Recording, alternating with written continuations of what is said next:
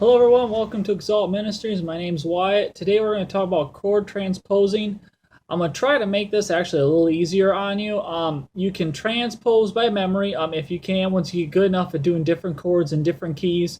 When you're used to transposing between like key of A and using your capo and maybe playing key of or playing key of C with key of A chords on capo 3, you might get a little used to saying, oh, I see a C, F, G, D, I already know that's going to be, like an A, D, E, and F sharp, or so on and so forth. I don't actually think that's in the right progression, but you get my point. You start getting used to it. But if you're still learning how to do it, I'm going to show you a really helpful tool to help you with it. It's called a chord transposing wheel. They actually get very popular, but there are hundreds of different kinds on the internet. I only use two different kinds. One because the first one that I'm going to show you is the new one that I just recently found. It's a little bit bigger. And then the one I originally was using beforehand that I ended up giving away to someone and lost where I found the link for it, and I just recently found it now. I'll show you a little later, and a little useful tool to make it a little stronger. The first one we're going to look at, the link is going to be posted as chord sheet or chord transposing wheel square, as because it looks like this. It is a transposing wheel. If you're looking, you're thinking, what's wrong with that? I have a different one on the back. This one, I believe, is actually in the original size. And you'll see here, it says key transposing wheel, and it's got one wheel here with letters around it, like your D sharp, E, F, etc.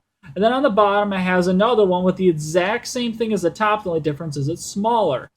And then on the back, if I flip it over here, once I find out which way I did this.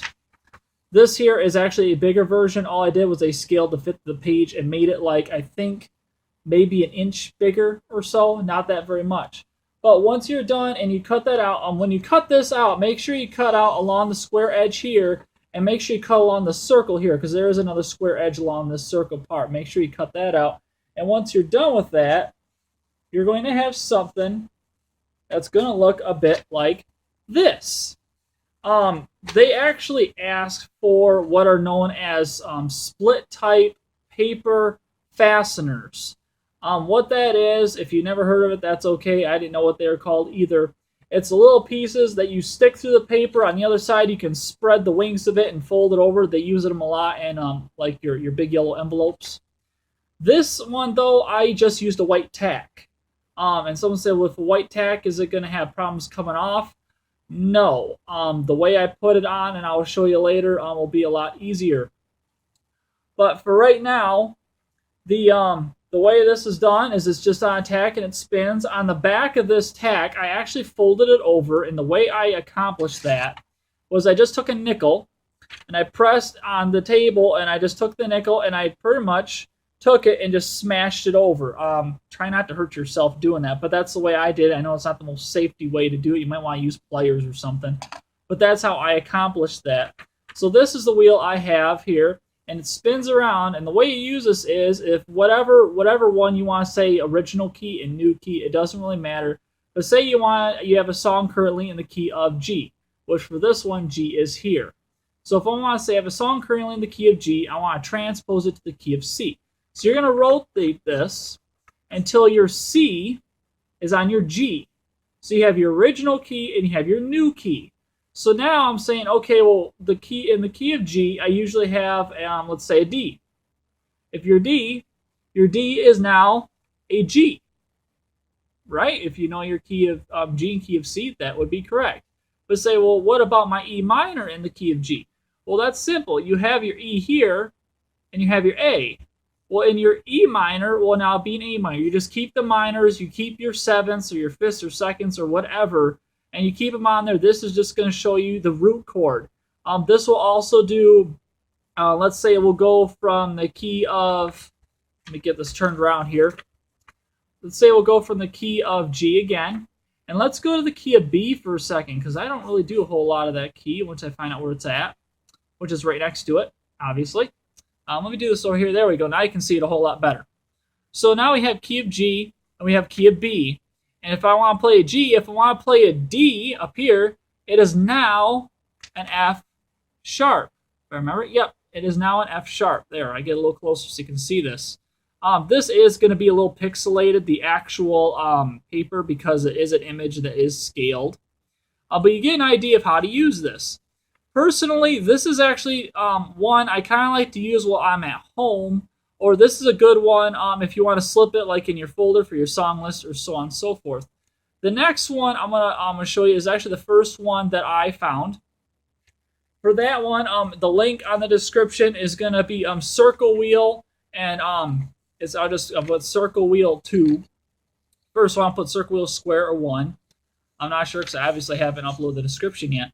And this is what you're going to print off. Make sure you only print page 2. It is a PDF instead of an image, so it's already going to be scaled. The nice thing about this one, once you get everything cut out, remember you cut it out around here and around here. Mine came a little oblong by just a little bit, but still fit. And this is what you're going to end up doing. Once again, I did this one with the tack. And this one actually still has the tack up. The reason I did this is I actually wanted to show you, personally, me just pushing this over with the nickel.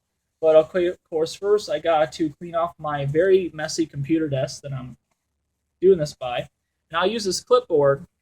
And I'm just going to set, if I take this off real quick, I'm just going to set this right here so you can see it. And it's on a clipboard. I'm going to take my nickel here, and like this, or if I can do it where you see it, and I'm simply going to hold that down, and this is kind of hard to do with this camera, and push this over, and eventually it'll just smash out. And this one's a little different because I'm using a clipboard, so it's not kind of run that out a little bit. And that should smash it down pretty good. It looks like to me that my my golden tack, because this is a gold one, I used a white one on the other one that I did. My golden tack doesn't seem to flatten as easily. So if I just hit my camera here, okay, doesn't seem to flatten as easily as my white one here. If you look at the difference, that one's got quite a bit of space. This one has relatively, well, I guess a little bit, but relatively not as much. Either way, this one, get out of the space of the light here, this one I personally like more. The reason is because the chords are seated to read from the top. On this one, the chords are meant to read from the side. Now, I don't know about you, but when I do this, I like to hold it this way, and I can move it with my fingers, and I can't see on the sides. When I have my my fingers here, I see the top. So I don't have to kind of go like this and like, okay, it's just a little awkward to hold. Another reason why I like this one better, if you are used to burning CDs or DVDs, and you have what they call the cake stack, okay, get my light is seeming to go out here. Get my camera to focus that in better. Actually, I'm gonna have to go over here. There we go.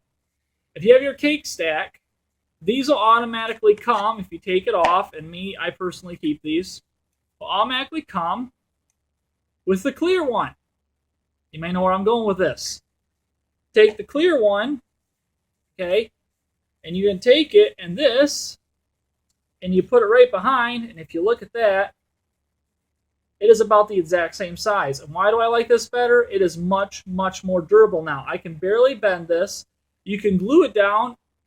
If you want to make this even stronger, print this on cardstock. And it'll make it even tougher yet. Or if that isn't enough for you want something industrial, I guess you can glue it to a cutout circle piece of 1/8 inch wood.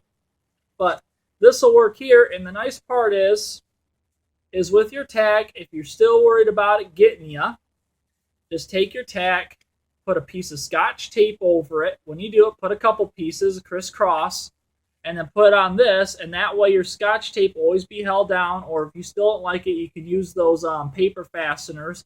Believe it or not, they are not sold at Dollar Tree. I checked, at least at my store, they don't sell them, and I don't feel like paying $3 for a box, so I only need one. So that is one way to do your chord transposing wheels. This is one I like my favorite, once again, because the chords are on the top. not on the side. So this is the way I like to hold it. Of course, when I hold it like this and say, okay, I want to have key of D or key of C. Same way.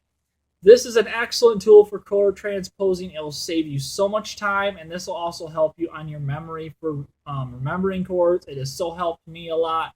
Where I say, okay, everyone, we're going from key of G to the key of D, so to speak. And so I have my G and I have my D over here.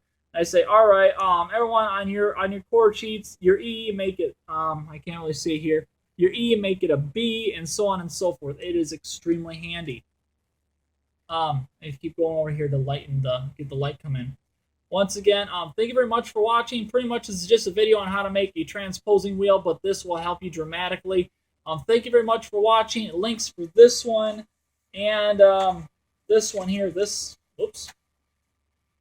I have 3 different kinds actually, because this one is in paper.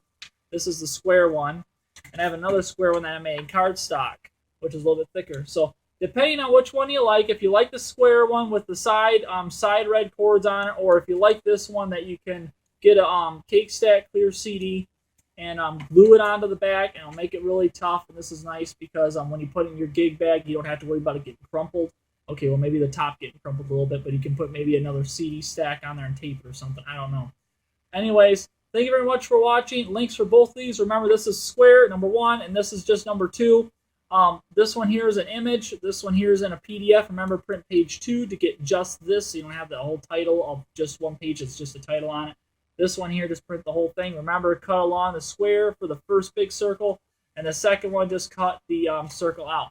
Thank you very much for watching. This is XALT Ministries. See you again.